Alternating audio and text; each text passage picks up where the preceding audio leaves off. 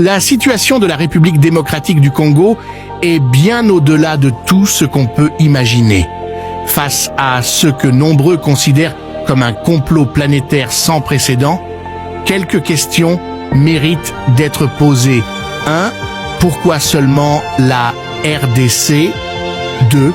Pourquoi la communauté internationale semble insensible à la situation dramatique du Congo? Et 3. Qui est derrière Paul Kagame? Dans cette vidéo, nous essayons de répondre à ces épineuses questions. Abonne-toi si ce n'est pas encore fait, like et partage la vidéo pour apporter ton soutien à ce pays martyr qui est la République démocratique du Congo. La RDC a toujours été victime de ses richesses à elle seule. Elle regorge plus des ressources naturelles que n'importe quel pays au monde. Son écosystème est le meilleur du monde. Le cobalt et le coltan, deux minerais stratégiques, sont en quantité presque illimitée sous les sols de la RDC. D'où la convoitise de l'Occident qui, depuis la nuit des temps, n'a jamais cessé d'être le parrain de l'instabilité dans ce pays. La population congolaise dans son ensemble vit sous le seuil de la pauvreté, paradoxalement à sa richesse. La force de l'ONU dit MONUSCO y est installée depuis plus de 30 ans et ne semble pas prête à partir puisque le coltan lui est toujours disponible, surtout dans la partie est du Congo. Les grandes puissances sont représentées par chacune un groupe armé qu'elles financent pour qu'en retour qu'elles puissent exploiter des minerais dans des zones hors contrôle des autorités de pays.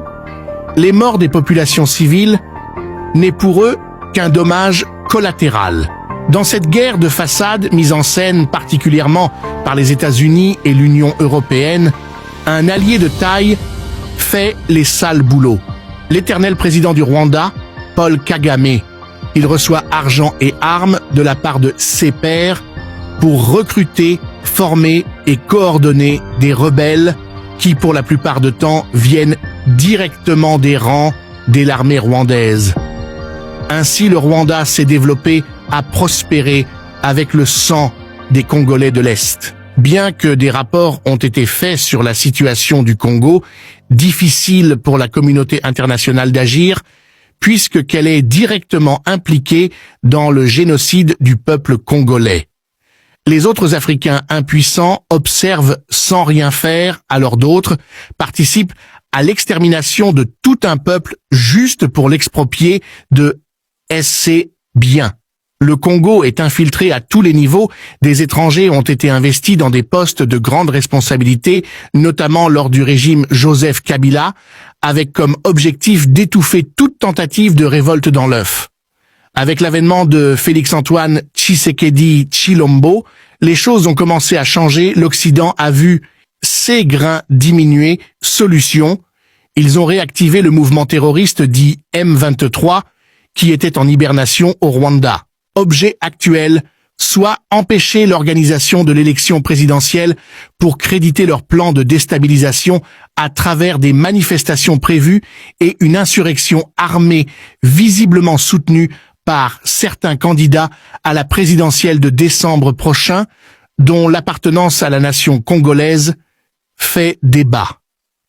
Il reste évident que le président Félix Tshisekedi est loin d'être parfait, mais c'est malheureusement le seul de tous les candidats qui soient liés à l'unité de la nation congolaise en ne cédant pas aux injonctions des impérialistes, ceux qui lui a valu une campagne farouche de diabolisation à travers des médias propagandistes de l'Europe et d'Amérique. L'homme des mains des impérialistes, Paul Kagame, a récemment fait une déclaration selon laquelle il pourrait, avec soutien bien évidemment de ses pairs, détruire toutes les villes de la RDC en moins d'une semaine.